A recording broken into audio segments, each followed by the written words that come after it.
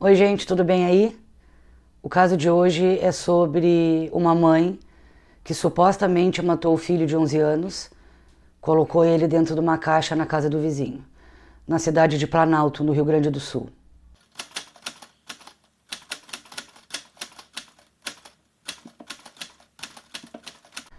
Supostamente porque essa mãe está esperando o tribunal do júri presa, aguardando o júri popular. Então a gente não pode dizer que ela é assassina, porque ainda existe a presunção de inocência. Só depois que ela for julgada e houver uma sentença, aí sim ela será uma assassina. Então a gente tem que tratar esse caso com responsabilidade e cuidado, porque até é ilegal falar certas coisas.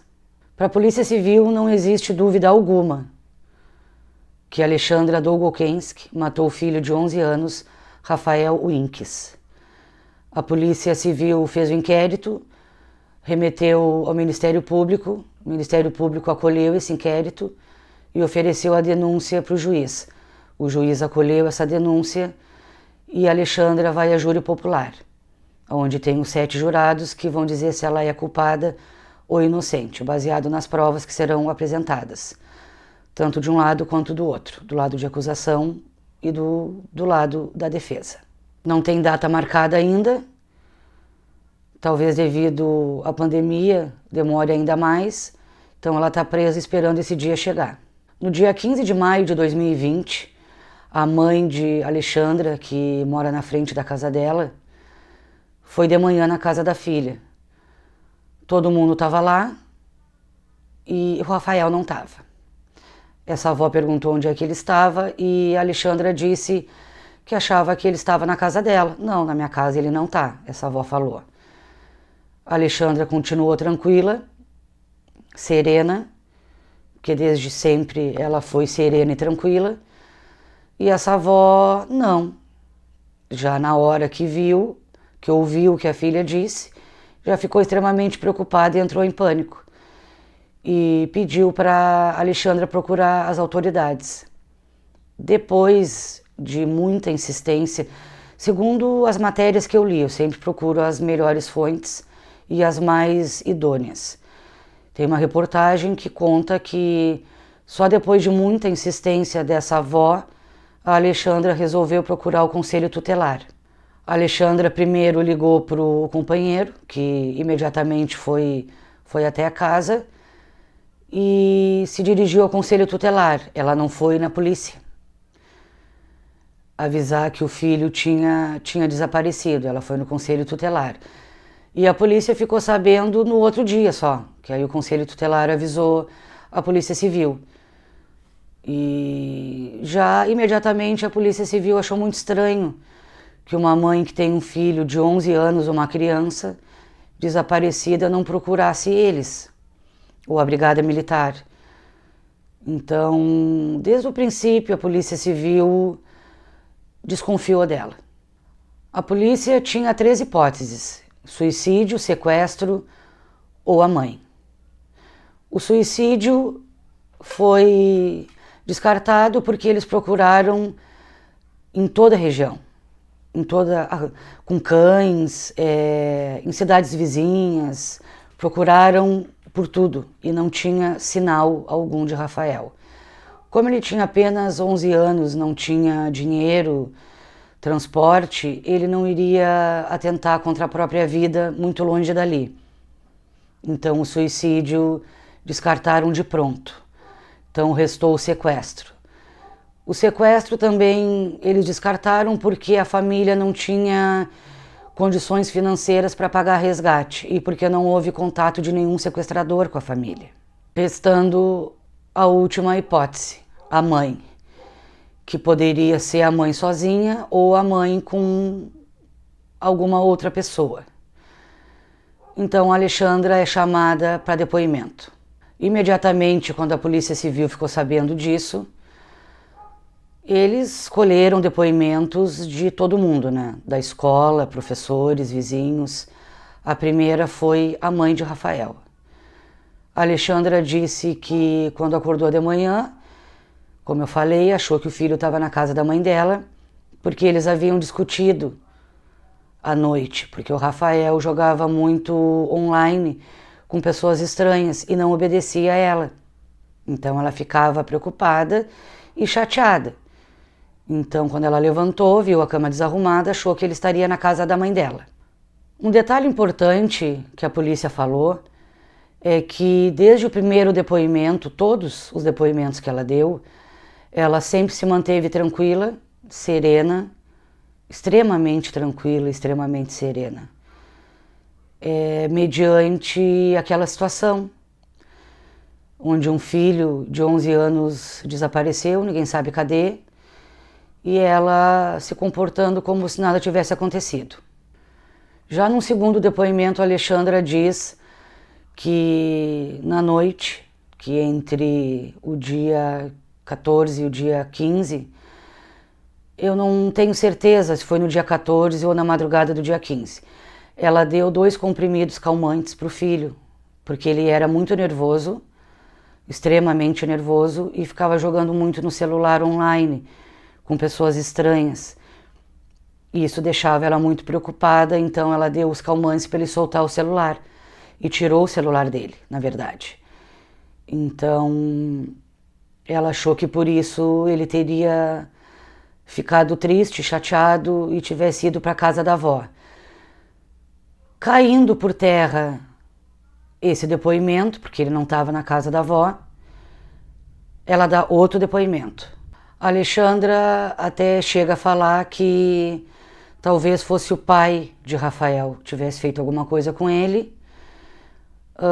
Ele morava em outra cidade, morava, se eu não me engano, em Bento Gonçalves. O que caiu por terra também porque foi provado que o pai dele não teve nada com esse caso e não fez nada contra a vida do próprio filho. A Alexandra também levantou a hipótese do próprio irmão dela, que morava na frente da casa dela com a mãe dela, que teria feito alguma coisa contra o sobrinho. Ela levantou várias hipóteses de parentes que poderiam ter feito alguma coisa com o Rafael. Conforme a Alexandra ia dando depoimentos, a polícia ia confrontando ela com os próprios depoimentos, porque ela se contradizia. Uma hora ela dizia uma coisa, outra hora ela dizia outra coisa. Então a polícia foi por essa linha, confrontar ela com as próprias palavras dela, com que ela falava. Então, depois de vários depoimentos, foram mais de 10, ela resolve confessar que deu os comprimidos para o filho. E então, quando ela acorda de manhã, ela viu o filho com a boca roxa, gelado, com as extremidades azuis, e constatou que o filho tinha perdido a vida. Então ela pegou o filho e colocou dentro de uma caixa na casa do vizinho. Esses vizinhos estavam viajando e deixaram a chave para ela. As casas ficavam 5 metros de distância uma da outra. Então a polícia civil chega na casa dos vizinhos dela e encontra Rafael dentro dessa caixa com uma corda no pescoço, uma corda de roupa, onde a gente coloca a roupa para secar. Ela disse que colocou o corpinho dele ali, puxou com a corda, porque não conseguia pegar ele no colo, puxou o corpo com a corda, por isso que a corda estava no pescoço dele, porque ela tinha certeza que ele havia morrido depois dos calmantes que ela deu, porque ele era muito agitado, ela queria que só ele ficasse calmo, só isso. E como ela não tinha coragem de contar para o filho mais velho que tinha acontecido esse acidente com o filho, ela resolveu esconder o corpo nessa caixa. Imediatamente a polícia pega o corpo do pequeno Rafael e leva para a perícia. A Alexandra continua afirmando que foi isso, sustentando esse argumento, que foi isso, que ela matou o filho sem querer e não sabia o que ia fazer, que ela nem estava preocupada, na verdade, com ela estava preocupada com o outro filho, em contar, por isso que ela fez isso tudo. Só que sai o laudo da perícia, e a perícia aponta que Rafael morreu por esganadura, estrangulamento. A polícia continua investigando para ver se tem outras pessoas envolvidas. E a Alexandra continua dizendo que foi um homicídio culposo. Ela começa a ser assistida pelo advogado do caso do menino Bernardo, no Rio Grande do Sul também, não sei se vocês lembram. O advogado era advogado da amiga da madrasta de Bernardo. Elas foram acusadas de ter matado o menino Bernardo. Então esse advogado acreditou no que, segundo ele, no que a Alexandra disse, que era um homicídio culposo, e começou a defendê-la, dizendo que iria provar que ela não tinha a intenção de matar o filho. Sobre a perícia apontar que Rafael morreu por estrangulamento, o advogado dela disse que isso aí era por causa da corda que ela colocou no pescoço dele e puxou o filho até a casa dos vizinhos para colocar na caixa, que isso aí era por causa da corda, que ela não estrangulou o filho dela. Alexandra, antes de confessar e mostrar onde estava o corpo, foi para as redes sociais dela fazer vídeo apelando para alguém dar uma luz aonde o filho dela poderia estar. Ela deu entrevista em canais de televisão pedindo ajuda, auxílio para a comunidade ajudar nas buscas, isso antes dela confessar. Claro que Alexandra, assim que ela confessou que matou o filho culposamente, ela foi presa, né? Ela foi presa e continuou dando outros depoimentos presa. Ela continuou conversando com a polícia investigando. Em cada depoimento, segundo a polícia, havia mais contradição. Ela chegou a mostrar um calendário na casa dela, onde estava circulado o número 14, do dia 14 de maio de 2020, mostrou para a polícia dizendo que provavelmente tinha sido o filho dela, que tinha circulado aquilo ali porque ele ia fugir no dia 14, antes dela confessar, né? Ela chegou a fazer isso, chegou a dizer que estava tudo planejado na cabeça do filho, que ele ia fugir de casa. Então ela deu várias versões. Ela, como eu disse, ela deu muitos depoimentos, foram mais de 10, e em cada depoimento ela dizia uma coisa. Sempre tentando desvirtuar as investigações, confundir a polícia, só que ao mesmo tempo que ela fazia isso, ela se auto-prejudicava. Ela se contradizia, ficando, segundo a própria polícia, cada vez mais claro e evidente que foi ela. Depois de algum tempo, a Alexandra resolve confessar. Ela confessa que matou o filho. Ela diz que foi intencional. Ela deu os medicamentos para ver se ele morria. Como ela foi no quarto e ele ainda estava vivo, ela matou ele com a corda e escondeu dentro da caixa na casa do vizinho. Ela confessou tudo, falou tudo, porque ele era desobediente. Ela mandava ele soltar o celular, ele jogava muito e ele não aceitava as regras dela. Ela achou que com as 2 doses ele iria perder a vida. Isso não aconteceu, então ela pegou a corda e estrangulou ele. Neste exato momento, o advogado dela, esse que eu falei, que era advogado lá no caso Bernardo, de defesa da assassina, de uma das assassinas, largou o caso. Então, esse advogado abandonou o caso e a Alexandra começou a ser assistida pela Defensoria Pública. Agora vocês vejam que, não sei qual palavra usar, curioso, que estranho, que sem nexo, a Alexandra ter feito isso com o filho, porque é dito por uma boca só, todo mundo fala, os professores, a mãe dela, o irmão dela, o pai do Rafael, o companheiro atual dela, vizinhos, todo mundo diz que ela era uma ótima mãe. O Rafael estava sempre impecável, as professoras diziam que na escola o uniforme impecável, sempre limpo, bonito, bem cuidado.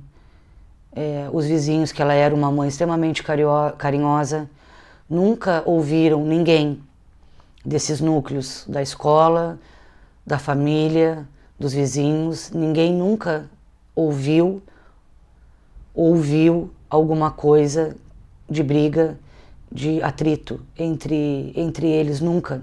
A diretora da escola, a professora, diz que nas reuniões dos pais, a Alexandra, quando ia, ficava quieta na dela. E por outro lado, sobre ela ter dito que o filho era agitado e não obedecia, era muito pelo contrário.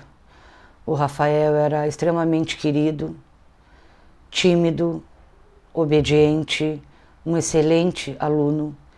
Era muito bom em matemática, ele não tinha muitos amigos pela timidez dele. Os amigos eram da escola, mas a vida dele era da escola para casa.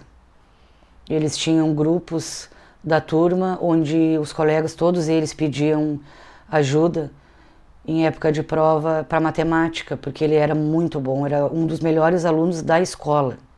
A professora conta que ele amava a mãe. Quando era dia dos pais, dia das mães na escola, ele fazia desenhos, ele adorava desenhar.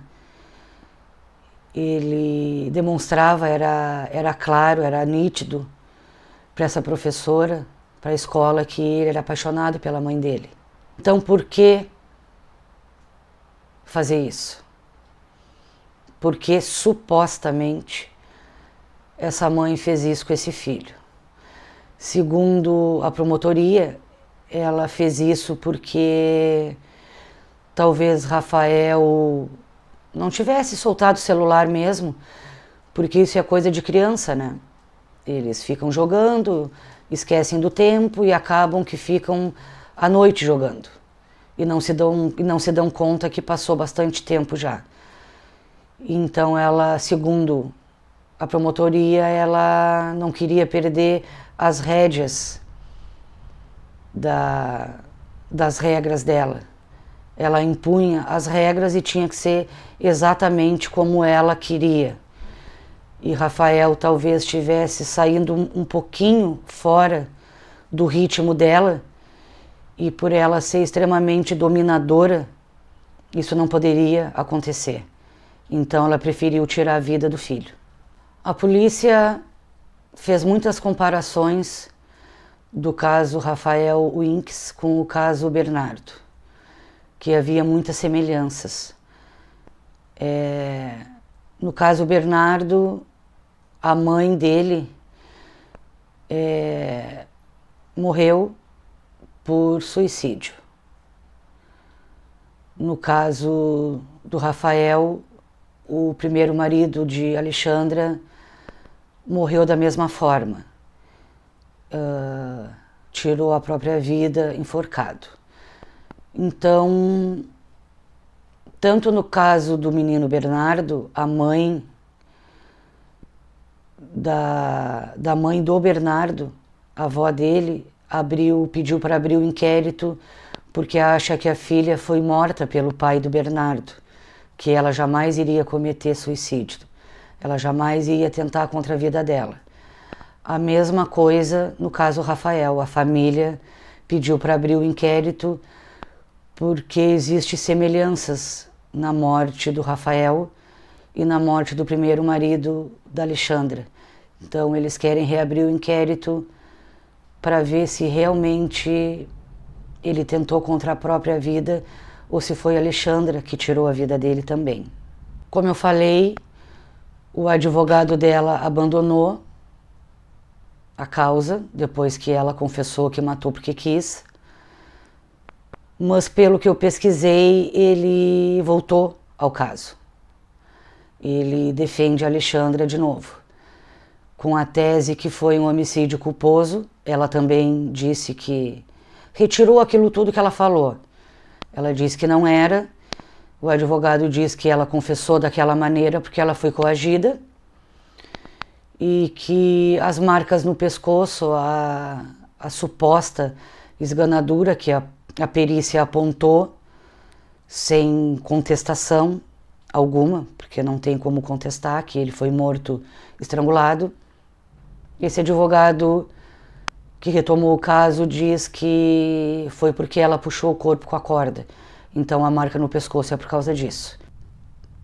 Tá tudo no laudo, isso aí vai a tribunal do júri e a perícia vai apontar essas provas e explicar o porquê disso, o porquê que é sim, segundo a perícia. Então a gente vai aguardar e quando houver alguma atualização, se quando sair a sentença dela, eu conto aqui, eu faço um videozinho de 1 minuto e conto qual foi o resultado final. A defesa de Alexandra pediu a soltura para ela responder o processo em liberdade, porque ela está muito triste, tomando muitos medicamentos, doente, e a justiça negou. Ela continua presa e vai ficar presa até o dia do julgamento do tribunal do júri. A mãe de Alexandra e o irmão dela disseram que ela matou a família toda. Ela matou o filho e matou a família toda. E aí eu pergunto para vocês, o que leva uma mãe a fazer isso com o filho? Como uma mãe sente algo desse para fazer isso com um filho que nunca deu problema? Que era quieto, que era um excelente aluno, que tirava notas altíssimas, era um dos melhores alunos da escola toda, talvez o melhor. Por que isso? Qual o motivo que supostamente ela teria matado o filho dela? Deixem aqui nos comentários o que vocês acham. É muito importante que vocês comentem, porque o canal é pequeno, o canal está recém começando, praticamente nem existe ainda. Eu quero agradecer todos os comentários, que 99% deles são comentários que me deixam extremamente feliz. Eu fico muito contente, porque o meu formato de vídeo é sentar aqui e contar a história. Eu não leio roteiro, eu não faço roteiro, eu estudo bastante, às vezes até um mês, um caso, para sentar aqui e contar para vocês como se nós estivéssemos numa sala conversando. E eu vi que vocês gostaram desse formato de vídeo. Então eu peço que vocês continuem comentando, se inscrevendo e deixando o like. Qualquer atualização eu trago de novo sobre esse caso e até o próximo vídeo.